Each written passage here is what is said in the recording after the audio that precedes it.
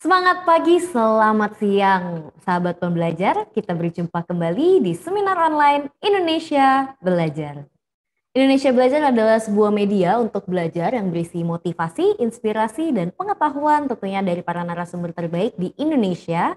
Hadir dalam platform mobile aplikasi yang sahabat pembelajar bisa langsung download di Google Play Store maupun di Apple App Store, ataupun Anda juga bisa klik di website kita di indonesiabelajar.id ataupun melakukan follow ya pada Instagram kami di indonesia_belajar.id. Dan bagi Anda yang memiliki Facebook, Anda juga boleh sekali untuk melakukan like pada Facebook fanpage kami di indonesiabelajar.id. Perkenalkan sahabat pembelajar, nama saya Jessica yang akan memandu seminar online kita siang hari ini. Dan seperti biasa ya, setiap hari Kamis kita menghadirkan seseorang yang luar biasa. Beliau adalah Bapak Master Guide Danang Priyadi SPD MMCTM. Beliau merupakan seorang storyteller, trainer, motivator, writer, author, adventurer, dan Pathfinder Director Certificate. Tentunya beliau juga sudah hadir di tengah-tengah kita ya. Kita sapa terlebih dahulu. Selamat siang Pak Danang, apa kabar? Semangat pagi, salam Danang, datang untuk menang. Hatiku bahagia bertemu sama Jessica dan sahabat-sahabat pembelajar semua. Oke, Pak Danang posisi di mana nih Pak Danang? Masih di Cianjur kah? Ada di posisinya di rumah sahabat kami, kita lagi nyiapin 100 nasi kotak untuk pernikahan sahabat juga. Jadi nanti kalau ada sahabat pembelajar yang ingin memesan dapur eyang, nah boleh menghubungi kami. Siap, luar biasa sekali Pak Danang. Tetap semangat ya. Oke. Amin. Selain itu, sahabat pembelajar, hari ini kita tidak menghadirkan Pak Danang saja, kita menghadirkan seseorang juga yang luar biasa. Beliau adalah Ibu Eva Imuli Rumbiak, Eskom. Beliau merupakan seorang aktivis sosial dan pendidikan dan juga seorang Head of PMO MNC Life. Tentunya beliau juga sudah hadir di tengah-tengah kita. Kita sapa terlebih dahulu Ibu cantik ini. Selamat siang Bu Eva, apa kabar? Selamat siang Jessica, selamat siang Pak Danang. Salam kenal buat semuanya. Apa kabar? Semoga kita semua sehat-sehat ya. Amin. Amin. Semoga Bu Eva juga sehat-sehat dan bahagia selalu ya. Oke. Bu Eva dan juga Pak Danang dan juga sahabat pembelajar, tema kita hari ini sangat menarik, yaitu anak cerdas, anak bijak. Nah, jadi memang bagaimanakah pendidikan yang ideal untuk anak? Apakah perlu keseimbangan antara fisik dan juga kebijakan? Hari ini kita akan bahas bersama-sama dengan Pak Danang dan juga Ibu Eva. Jadi sahabat pembelajar jangan keluar dulu sampai kita benar-benar selesai. Dan apabila Anda ingin bertanya, nanti kita akan ada sesi tanya jawab di mana sahabat pembelajar bisa bertanya. Boleh saja chat saja di pertanyaannya di kolom komentar, ataupun apabila ingin berbicara langsung kepada Bu Eva maupun kepada Danang, boleh sekali untuk melakukan raise hand. Nanti saya akan persilahkan untuk unmute dan berbicara langsung kepada Bu Eva dan juga Pak Danang. Baik, tanpa berlama-lama lagi sahabat pembelajar dan juga Bu Eva dan juga Pak Danang, kita langsung mulai saja. Mungkin boleh diawali oleh intro dulu oleh Pak Danang. Silakan Pak Danang penjelasan mengenai anak cerdas dan anak bijak. Terima kasih Jessica dan sahabat-sahabat belajar. Jadi saya ini mengusulkan pada tamu terhormat kita ini, ya Ibu Eva, untuk bicara soal anak cerdas sama anak bijak. Ini berdasarkan pengalaman di lapangan, saya ada di Cianjur. Jadi saya ketemu dua anak waktu saya memberikan aktivitas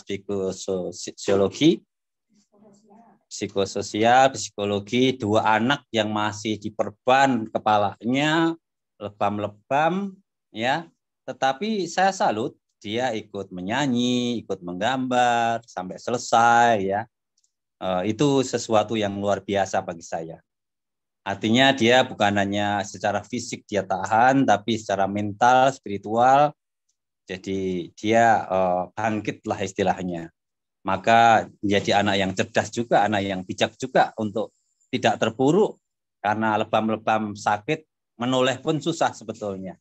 Dan ini dari 21 anak ya yang di kelas itu yang hidup hanya 2. Foto-fotonya nggak boleh saya tunjukkan karena dilarang oleh Kemensos. Nanti kalau orang tuanya kurang berkenan atau apa nggak boleh ditunjukkan. Jadi hanya saya sampaikan itu 2 anak itu luar biasa, ya. Sehingga anak itu semakin tumbuh besar itu bukannya jasmani, raganya, tapi juga jiwanya dan mentalnya.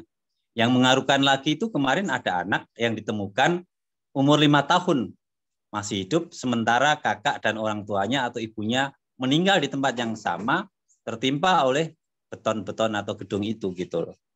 Jadi saya secara trauma healing atau secara kegiatan psikologis untuk mengajak mereka bermain, melupakan yang lalu, dan untuk menatap masa depan yang lebih cerah.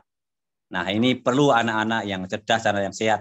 Maka setiap kali saya ajak yel-yel dan mereka dengan antusias semangat berkata, kalau saya bilang anak Indonesia, mereka teriak, sehat, cerdas, ceria. Anak Indonesia, sehat, cerdas, ceria, sampai 3 kali. Dan setiap kali kita ketemu sebelum ada storytelling, kita selalu yel-yel itu kita ungkapkan. Dan ternyata Kemensos juga berkenan, lalu diajak kolaborasi untuk membuat contoh atau prototipe untuk gimana mengatasi trauma anak-anak itu. Sementara itu nanti lengkapnya akan disampaikan oleh Ibu Eva. Silakan, Jessica. Luar biasa, siap. Terima kasih Pak Danang, luar biasa sekali ya.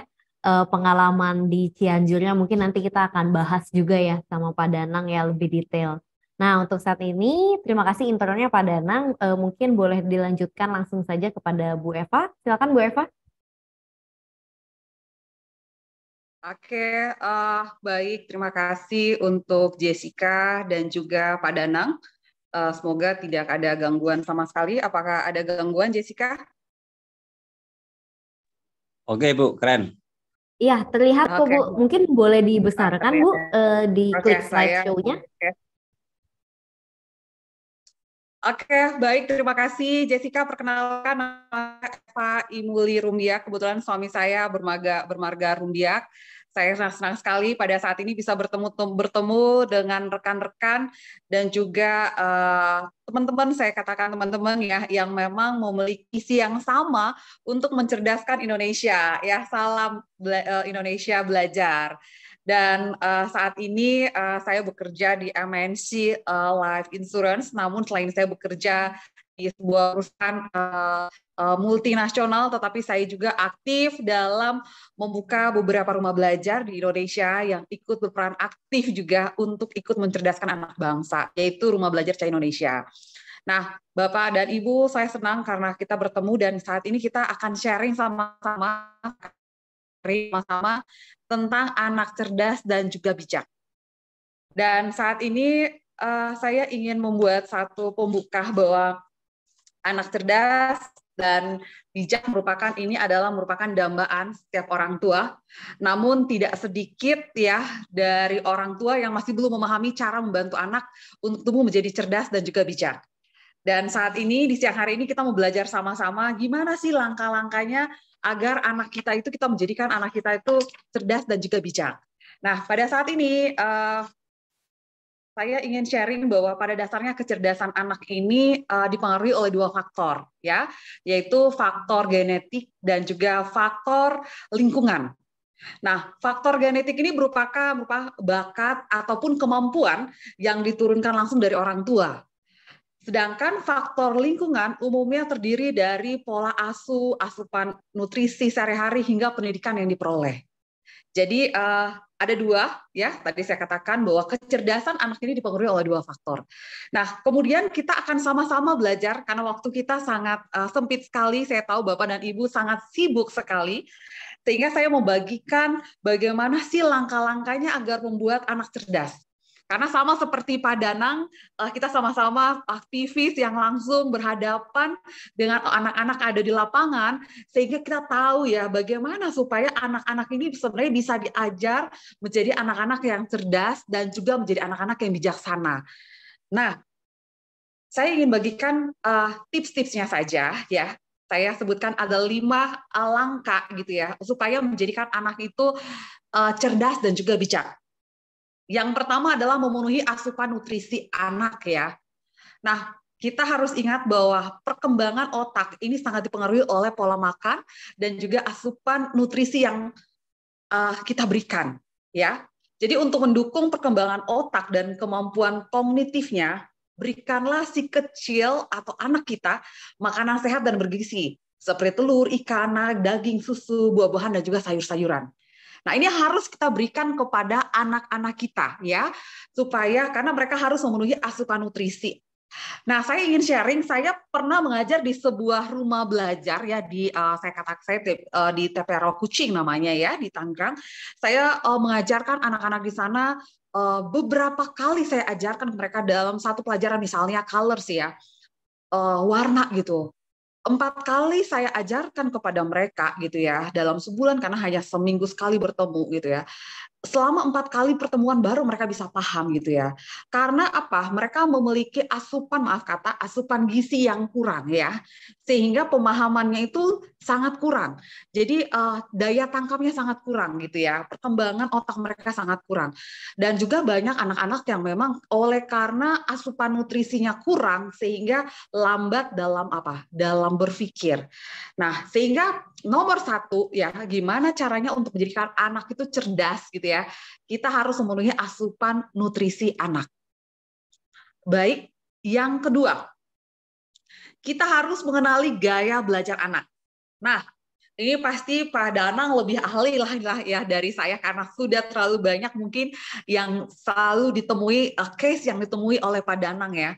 Tapi ada 3 gaya belajar ya anak yang harus kita kenali, yaitu auditory, visual, dan juga kinestetik.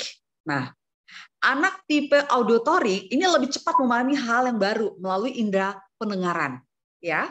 Sedangkan anak tipe visual ini mengandalkan penglihatannya untuk menyerap informasi baru. Sementara itu, anak tipe kinestetik ini akan melakukan banyak gerakan saat belajar, seperti menggerakkan kaki, tangan, dan juga anggota tubuh ya lainnya. Dan hal ini bertujuan agar dia dapat lebih mudah untuk berkonsentrasi. Jadi Bapak dan Ibu, kita harus bisa mengenali anak kita ya, bagaimana cara belajar anak kita yang baik. Nah, saya sendiri punya anak yang masih kecil di rumah. Nah, anak saya ini kalau saya coba menganalisa, anak saya ini adalah seseorang yang memang dia tipe anak yang belajarnya itu tipe kinestetik ya.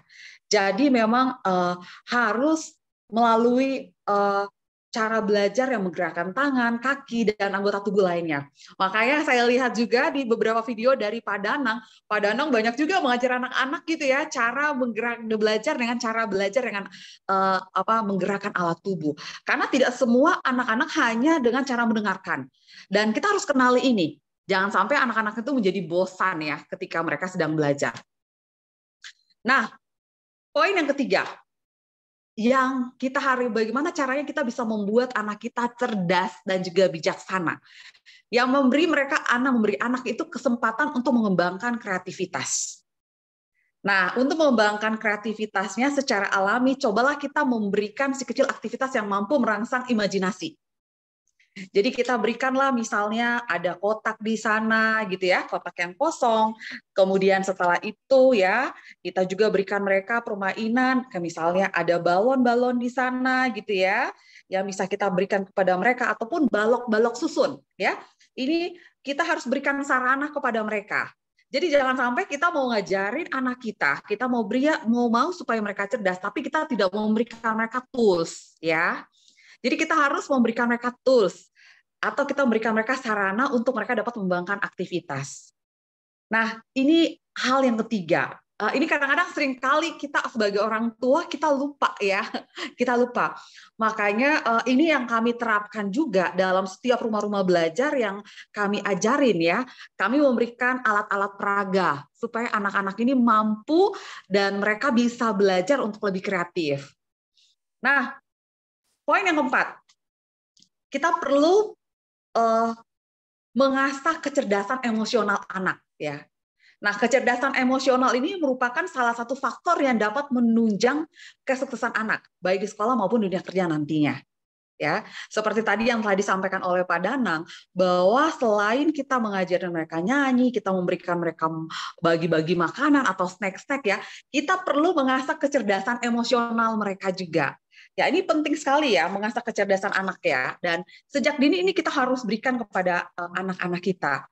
Nah, anak cerdas itu merupakan dambaan mungkin setiap orang. Ini pasti setiap orang ya, setiap orang tua pasti sangat-sangat menginginkan anaknya untuk menjadi anak yang cerdas dan juga bijaksana. Nah, dalam perkembangan anak gitu ya, menjadi anak yang dewasa, nah kita perlu juga membuat anak kita supaya menjadi bijak ya. Makanya sebagai seorang orang tua, kita perlu memberitahukan kepada mereka juga gitu. Bagaimana kalau lagi marah gitu ya, gimana kalau lagi senang gitu, lagi happiness gitu ya. Kita perlu mengajarkan kepada anak-anak kita. Terutama dalam hal mengucap syukur ya. Kita perlu memberikan pengajaran juga kepada anak kita gitu ya, secara emosional. Gimana sih kalau mendapatkan sesuatu? Wow, bersyukur, happy gitu ya.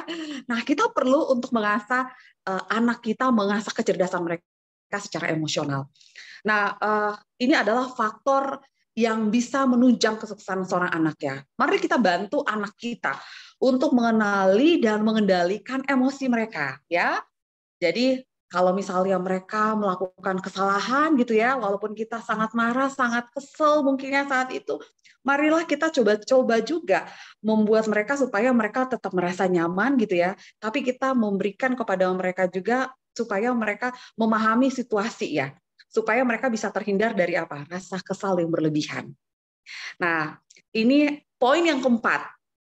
Nah, poin yang kelima, kita perlu mengajarkan kepada anak kita dan supaya anak kita bisa menjadi cerdas gitu ya. Kita perlu menghargai proses pembelajaran anak. Nah, ini yang kadang-kadang hal ini yang kadang-kadang dilupakan sebagai orang tua ya, bagaimana menghargai proses pembelajaran anak ya. Nah, penelitian menunjukkan bahwa anak-anak yang merasa dihargai oleh orang tuanya memiliki semangat belajar yang tinggi ya dan mampu memperoleh nilai akademik yang lebih baik. Oleh karena itu, anak itu disarankan lebih fokus pada proses yang si kecil lalui dibandingkan dengan hasil yang dia peroleh. Ya, dan tak hanya membuat mereka merasa lebih dihargai. Hal ini juga akan membantu mereka mengerti bahwa bisa mendapatkan hasil yang lebih baik jika terus berusaha dan tidak mudah menyerah.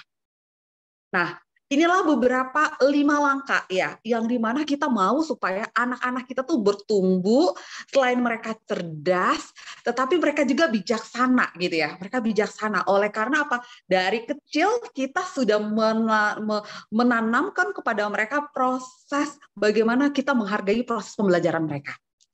Sehingga mereka bisa terus belajar untuk menjadi bijak juga gitu. Nah, ini hal yang perlu kita berikan kepada anak-anak kita. Jadi tadi ada 5 langkah ya yang sudah saya sampaikan. Jadi Bapak dan Ibu semuanya, sebagai orang tua kita Anda dan saya memiliki peran yang sangat penting dalam mendukung si kecil untuk menjadi anak yang cerdas dan juga bijak. Berikan dorongan dan semangat sesuai dengan kemampuan dan minat si kecil miliki. Dengan demikian, anak pun akan merasa lebih termotivasi untuk melakukan yang terbaik. Kalau kita mau anak kita cerdas, anak kita bijak, lakukan 5 hal yang tadi sudah saya sampaikan. Tadi saya sudah sampaikan bahwa berikan asupan nutrisi kepada anak kita yang terbaik sebagai seorang ibu, sebagai seorang bapak, gitu ya. Kita kenali gaya belajar anak kita, kemudian setelah itu memberikan anak kita kesempatan untuk mengembangkan kreativitas, mengasah terus kecerdasan emosi mereka, ya. Mental mereka harus terus kita persiapkan. Kemudian yang kelima, kita menghargai proses pembelajaran anak. Kadang-kadang orang tua nggak sabar untuk mengajar anak, ya. Saya banyak belajar. Saya memiliki anak 2 tahun, usianya 2 tahun, tapi saya banyak belajar karena ketika saya mengajarkan anak-anak sejak 2013 di beberapa rumah belajar, puji Tuhan, alhamdulillah kita saat ini punya 12 rumah belajar yang tersebar di beberapa daerah Indonesia, dan saya belajar dari sana bagaimana menghargai proses pembelajaran anak-anak. Bagaimana mengajarkan anak-anak terus bertumbuh dengan sabar, jadi mereka memiliki kecerdasan dan juga mereka bisa bijaksana. Jadi ini PR buat kita semua. Ini materi saya singkat buat kita semua. Saya hanya berikan tips buat kita karena waktu kita saya diberikan kesempatan sama Pak Danang, Bu Eva dari jam 2 sampai jam 2.45. Jadi saya mau berikan kesempatan kepada Bapak dan Ibu untuk supaya memberikan pertanyaan ataupun diskusi. Saya kembalikan pada Jessica. Terima kasih. Dan Pak Danang.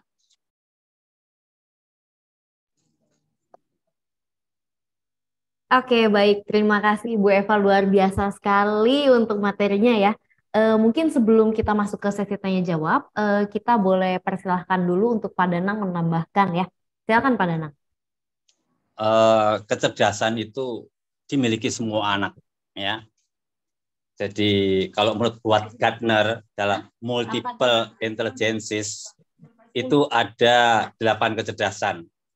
Yang biasanya diagungkan adalah mathematical logical intelligence, kecerdasan matematika, atau yang bahasa kerennya IQ. Tapi bahayanya kalau orang hanya mengandalkan kepintaran, itu bisa orang-orang pintar jadi nanti minteri atau kasarnya korupsi lah. Lalu ada yang namanya itu mathematical logical, ada yang namanya kecerdasan atau interpersonal intelligence, berhubungan dengan orang lain, atau emotional intelligence. Nah, ini juga ada bahayanya. Dia bisa berhubungan baik dengan orang lain, tapi kalau dia pintar, bisa juga nanti akan muncul KKN. Nah, makanya nanti akan ada yang paling bagus adalah spiritual quotient. Kalau orang itu punya kecerdasan spiritual. Kalau orang itu memang punya dasar spirit Tuhan ada dalam diri kita, nah itu hal-hal, ajaran-ajaran, atau hukum-hukum Tuhan itu yang dipakai. Dan itu pasti baik karena nggak ada hukum Tuhan yang jelek. Harus ngajarin orang selalu berbuat baik. Ada matematika logical, ada interpersonal, ada intrapersonal. Kecerdasan mengenal diri sendiri, sehingga mungkin jadi penulis atau apa. Lalu ada kecerdasan kinestetik yang tadi sampaikan Ibu Eva Rumbia. Nah, itu kecerdasan orang yang baik bergerak, olahragawan, ya itu juga atletik, ya itu atau penari itu kan gerak ya bisa sukses, apalagi sekarang lagi ada Piala Dunia ya, wah bermiliat-miliat itu kalau Ronaldo atau Messi itu ya itu. Lalu kemudian ada kecerdasan spasial, nah itu kecerdasan ruang gerak, nah ini kayak arsitek ya, atau itu orang-orang yang mengenai mungkin teknik sipil ya. Lalu ada kecerdasan musical, dia pintar musik, entah main musik, mengubah lagu, ya. Lalu ada kecerdasan yang namanya natural, kecerdasan alamiah. Jadi secara alami dia itu memang pintar. Misalnya petani, hanya lihat alam, lihat bintang, atau mungkin nelayan ya, banyak ikan di mana. Atau nanam istilahnya tangan dingin, sembarang nanam hidup. Ya saya udah S2, tapi nanam-nanam diukur-ukur aja jarang tumbuh atau subur dibandingkan ibu saya hanya lulusan SD, tapi nanam apa aja hidup. Nah ini punya kecerdasan natural tadi gitu loh. Jadi ini ada 8, bisa saja ada yang punya multiple beberapa, tapi paling tidak semua itu ada. Makanya kalau ada anak-anak yang ini tadi ada video, 2 ditambah 2 sama dengan berapa? Anaknya jawab 22. Tapi gurunya ngasih tahu, enggak, yang benar 4. Anaknya yang diprotes. Ini kejadian di Amerika ya. Lalu kemudian justru kepala sekolah atau orang tuanya datang membela anaknya. Kamu jangan ya membatasi imajinasi anak-anak. Ya memang ya 2 bisa aja, 2 kali 10 tambah 2 22 bisa aja kalau mau diimajinasikan seperti itu ya. Tapi secara matematika logikal memang harusnya 4 gitu. Ya itu saya sendiri waktu menjadi guru entah menjadi dosen, setiap kali saya mengajar saya juga nggak ngasih harus batasan jawabannya seperti itu. Karena pernah saya mengalami pada waktu saya menjadi guru pembimbing tertentu, saat setelah saya lewat beberapa tahun, yang dulu saya anggap benar itu ternyata nggak benar, udah berubah. Apalagi anak-anak sekarang itu udah pintar IT ya, tahu mbah Google dan seterusnya. Nah sering saya juga belajar dari anak-anak ya. Saya belajar, misalnya saya punya teman kecil namanya Daniel. Oh dia cerdas ya. Saya belajar dari dia. Nah kita sekarang bisa belajar kalau bahasa Jawa kebo nyusu budel. Orang tua itu bisa belajar dari anak-anak yang sudah lebih pintar daripada yang sekarang gitu. Nah, ini tambahan jadi Ibu, jadi selain kinestetik, visual, auditory, tapi juga ada 8 kecerdasan atau multiple intelligence menurut Howard Gardner itu. Silakan lanjutkan Jessica dan Ibu Eva.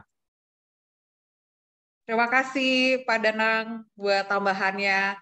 Jadi memang ini hal penting juga yang saya mau tambahkan yang terakhir, bahwa memang anak-anak kita itu kita memang harus juga mengajarkan mereka satu hal yang yaitu bagaimana mereka memiliki hubungan yang erat dengan Tuhan.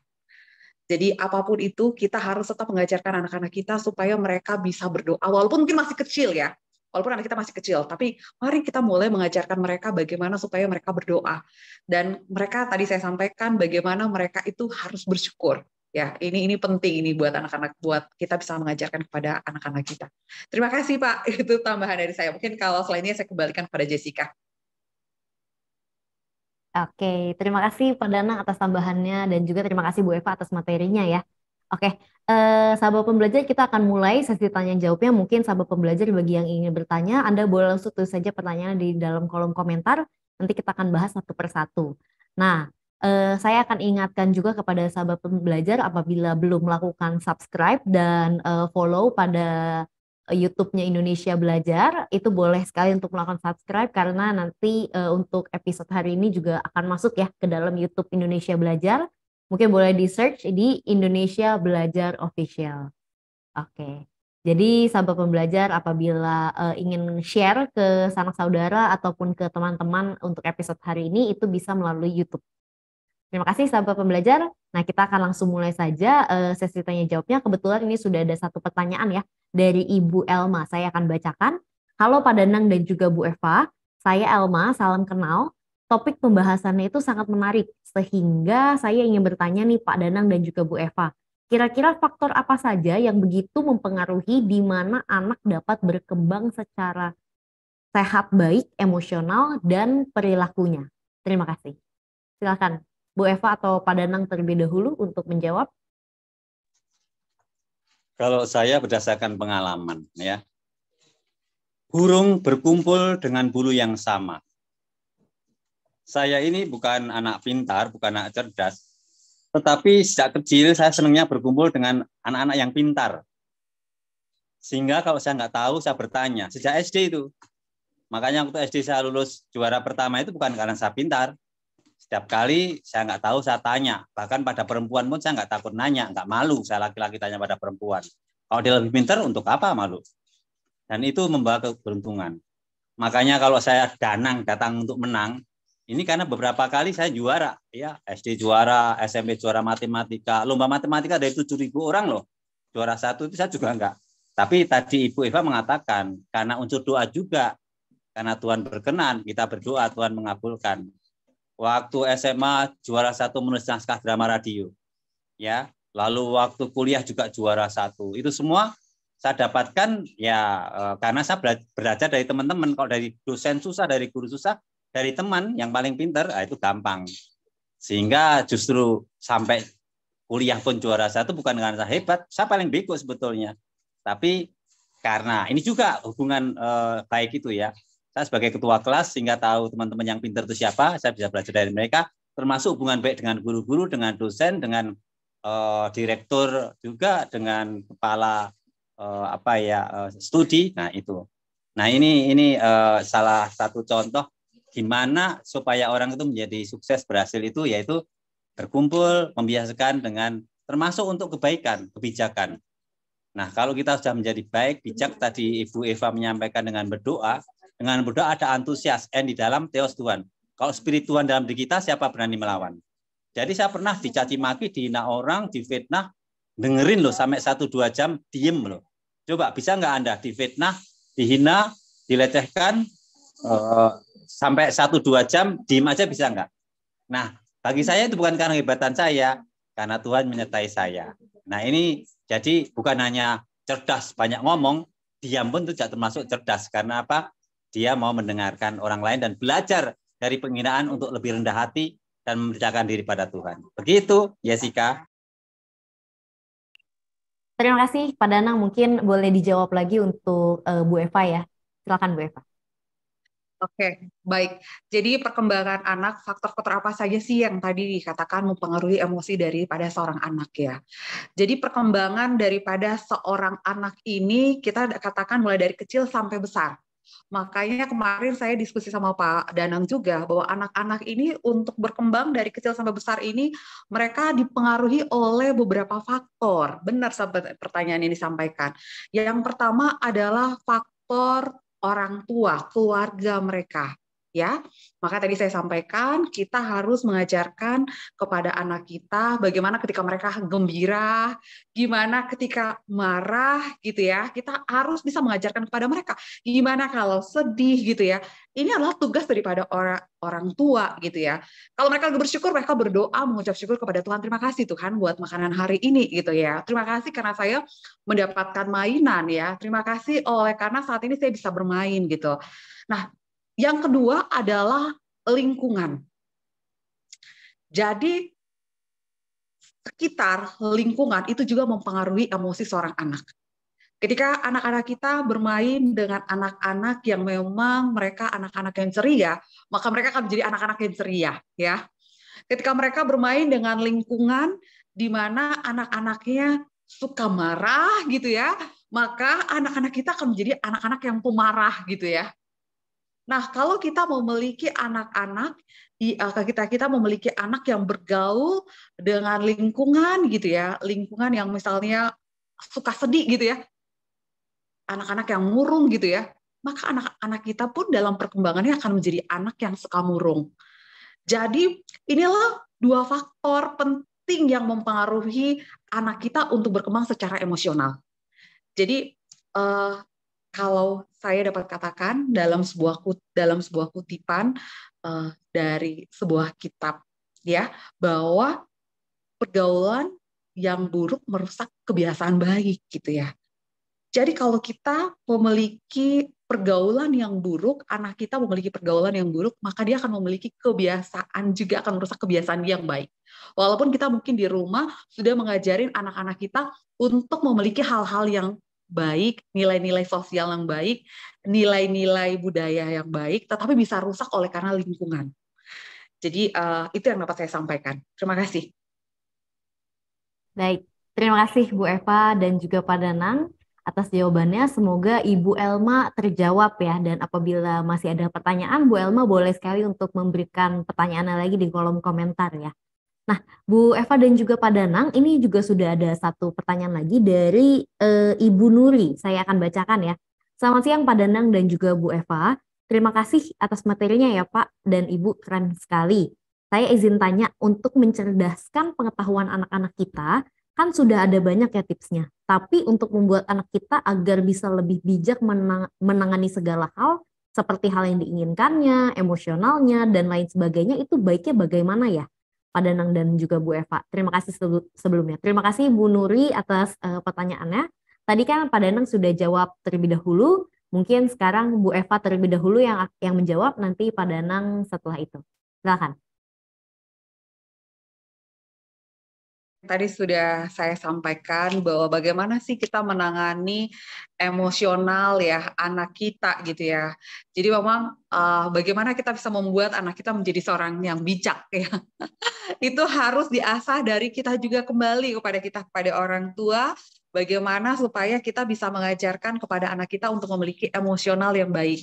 Makanya kenapa tadi gambar saya ada seorang ibu yang memiliki dia membuat gambar di mana gambar sebelah kanannya ada gambar wajah yang senang, sebelah kirinya ada gambar wajah yang lagi sedih ataupun murung ya.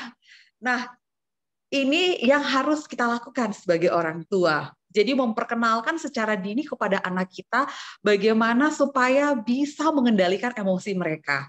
Jadi seperti yang tadi sampaikan, kalau anak kita misalnya lagi bermain, terus kemudian setelah itu dia menabrakkan sesuatu ya, dan itu pecah misalnya gitu ya, kita harus juga menegur mereka gitu ya.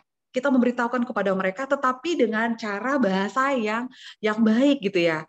Kadang-kadang banyak sekali orang tua yang langsung tiba-tiba, hei kamu anak nakal misalnya kayak gitu.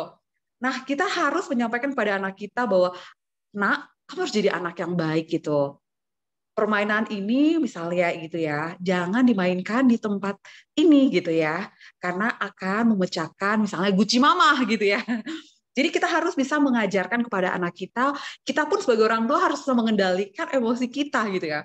Bagaimana kita bisa mengajarkan kepada anak kita kalau kita sendiri belum bisa mengendalikan emosi kita sebagai orang tua.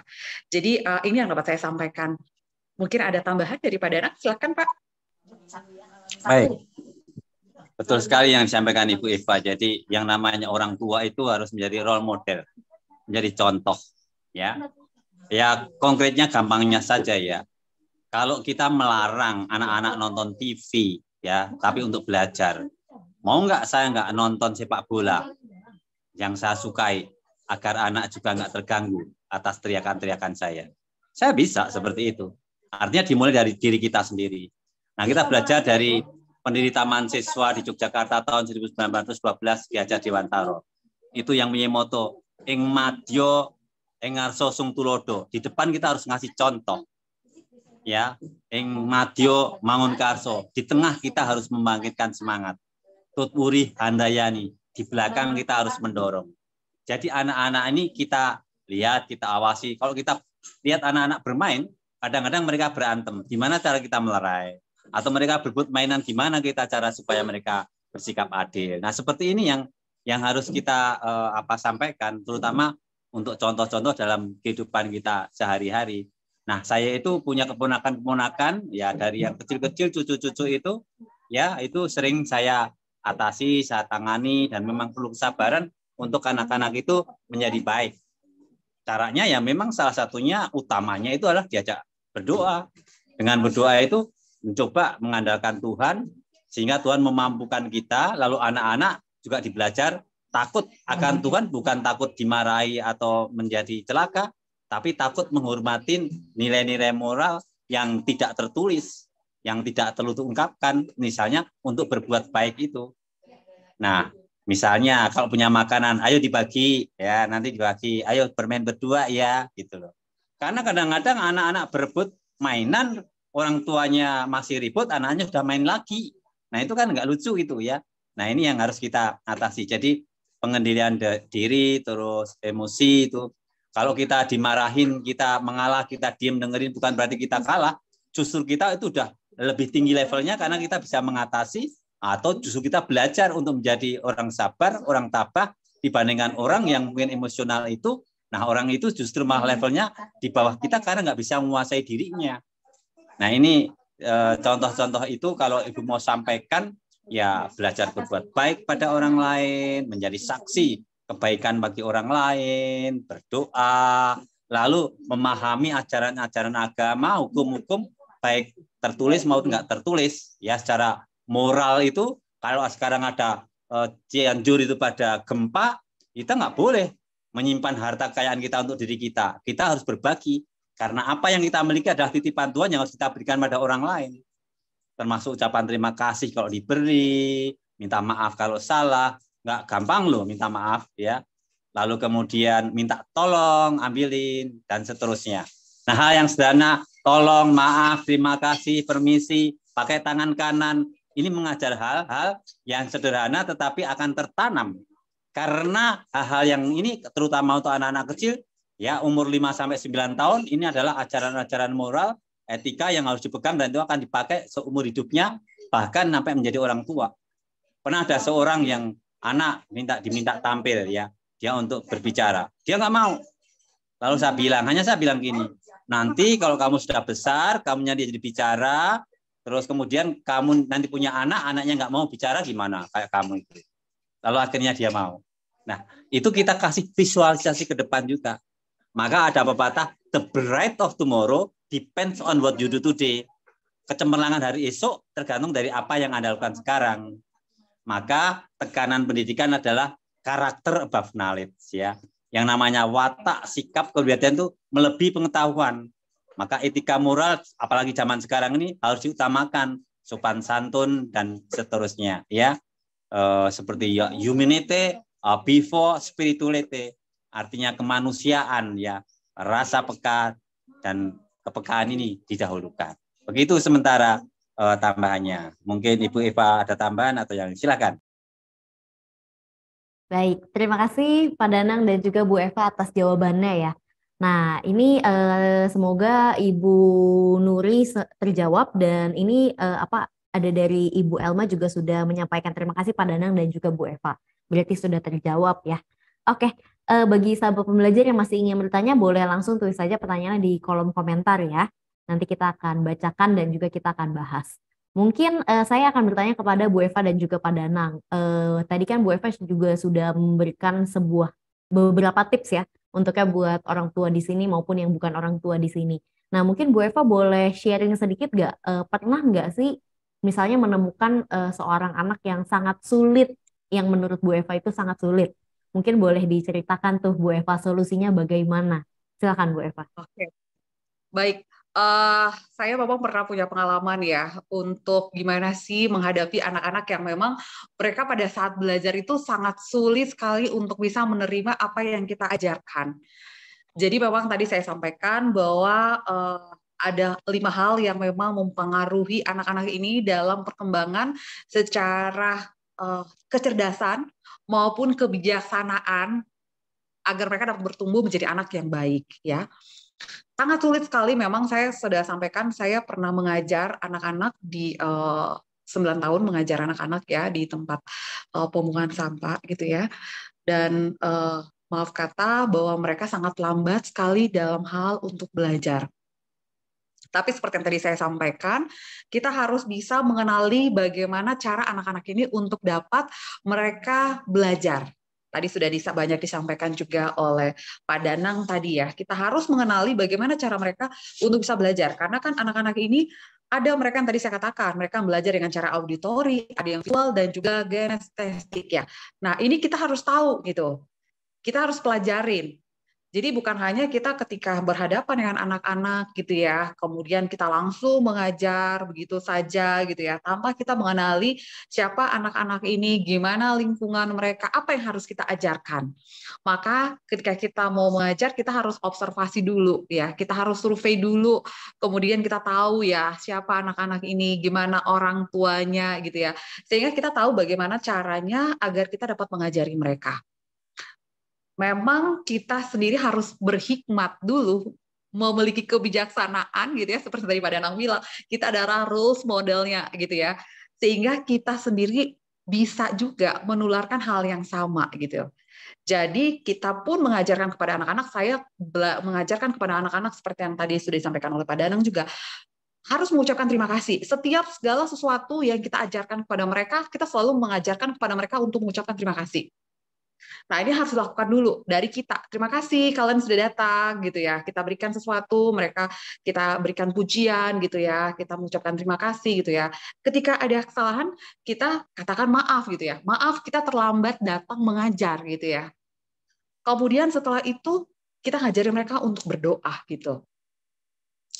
Sehingga apa? Ketika kita mengajarkan kepada mereka, kita udah menjadi role model buat mereka, mereka akan mengikuti, anak-anak ini akan mengikuti. Dan ketika mengajarkan kepada mereka, kita udah tahu gimana caranya kita mengajarkan kepada mereka apa yang terpenting harus mereka pelajari lebih dahulu. Nah, kita harus kenali itu, apa yang harus dahulu kita ajarkan kepada mereka yang mereka butuhkan. Kadang-kadang kita mengajarkan sesuatu yang tidak dibutuhkan oleh seorang anak, gitu ya. Karena anak 1 tahun berbeda kebutuhannya dengan anak 2 tahun. Anak 2 tahun berbeda kebutuhannya dengan 3 tahun, anak 3 tahun berbeda dengan anak 5 tahun dan seterusnya. Jadi kita harus mengenali dulu apa yang merupakan kebutuhan anak-anak yang kita ajarkan. Mungkin seperti itu. Terima kasih. Baik, terima kasih Bu Eva atas jawabannya. Berarti memang harus dilihat dulu dari anak-anaknya ya. Nah, mungkin Pak Danang ingin menambahkan. Silakan Pak Danang. There are many ways to Rome. Banyak jalan menuju Roma. Jadi waktu saat mengajar itu kita ada arus di kelas. Ya kalau kita misalnya biologi, kita biasa saja ke pantai, lihat cari kerang, cari binatang-binatang, mungkin bintang laut dan seterusnya. Dan justru atau di karang bolong itu ya, anak-anak teringat yang seperti ini. Atau diajak ke museum zoologi di Bogor, atau banyak mungkin museum transportasi di Malang, Jawa Timur.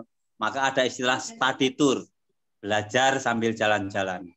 Nah, dengan demikian, ya banyak kan kita museum-museum itu, atau mungkin ke Taman Mini Indonesia Indah, itu banyak anak-anak itu menjadi tertarik dan refreshing sekaligus, dan kemudian dia akan lebih nyantol.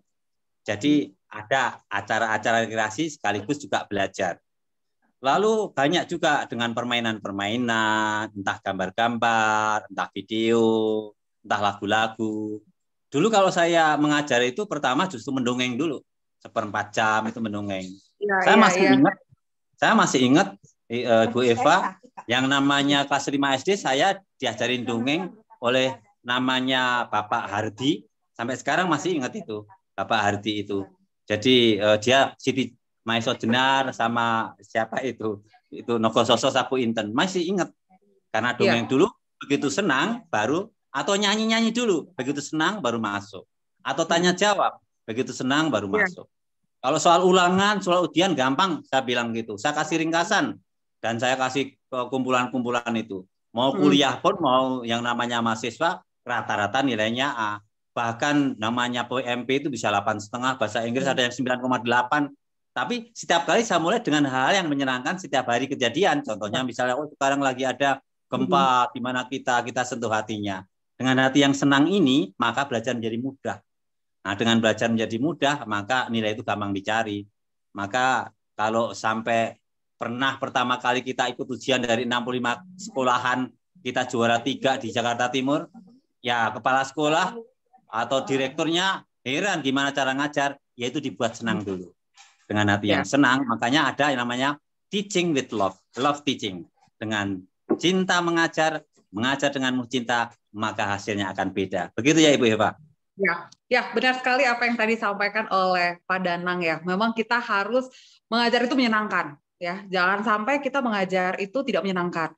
Makanya banyak jalan menuju Roma tadi disampaikan oleh Pak Danang, bahwa yang sudah disampaikan oleh Pak Danang, bahwa memang kita tuh harus beragam aktivitas harus kita ajarkan kepada anak-anak kita ya, baik seni, menggambar gitu ya, melukis atau bermain musik ya. Ini dapat meningkatkan kecerdasan dan juga daya ingat mereka dan rasa percaya diri ya. Saya yakin Pak Danang nggak mungkin seperti ini kalau nggak mungkin percaya diri gitu ya, kalau tidak diasah gitu ya. Begitu juga dengan saya gitu ya, saya mungkin nggak akan bisa ngajar gitu ya kalau saya tidak diasah untuk secara kemampuannya gitu ya. Bahkan ada penelitian juga ya membuktikan bahwa anak yang mempelajari alat musik gitu ya, itu dapat memiliki kecerdasan intelektual IQ yang tinggi dan memperoleh nilai akademik yang tinggi gitu. Jadi anak-anaknya harus dibuat menyenangkan belajar. Nah, dalam hal belajar, makanya saya bilang, kita harus melihat kebutuhan anak kita seperti apa. Kita harus kenalin bagaimana cara belajar mereka. Ada anak yang suka seni, ada anak yang suka musik, gitu ya. Kita harus melihat juga mereka butuh fun, gitu ya. Karena anak-anak jangan sampai dibuat stres. Kita waktu masih kecil aja, kita nggak mau stres pada saat belajar, ya. Jadi kita harus membuat anak-anak kita tuh menyenangkan dalam hal belajar. Nah, kemudian, seperti tadi disampaikan oleh Pak Danang juga, bahwa kita harus mengajak anak-anak kita sebenarnya untuk membaca sejak dini.